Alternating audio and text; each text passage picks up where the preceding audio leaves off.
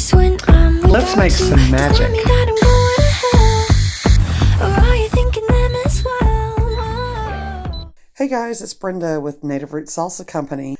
We're going to be making carnitas tacos for dinner tonight as part of our Monday night series. We're also going to make some border beans. This is kind of a quick video. We will put the recipe in the description below, and it's going to be kind of a cook-along. I'm using 2 Instant Pots for this recipe, one for the carnitas and one for the beans. So here we go. So I started off by seasoning a family pack of country-style pork ribs with salt, pepper, cumin, a little Sazon seasoning, and threw in a cinnamon stick and loaded that all into the Instant Pot with about 20 ounces of water. We covered it and set that pressure cook on high for 1 hour. While the pork was cooking, I washed about 3 cups of pinto beans, put them in my second Instant Pot with a little white onion and about 2.5 quarts of water. Instant Pot number 2. I set that on high pressure cook for 45 minutes.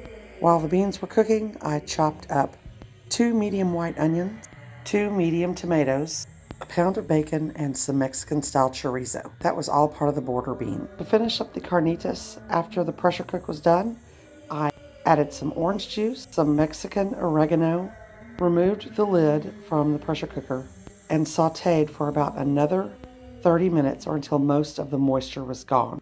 At this point, all I needed to do was crisp the carnitas in a hot iron skillet using a little of the pork fat that you see in front of you.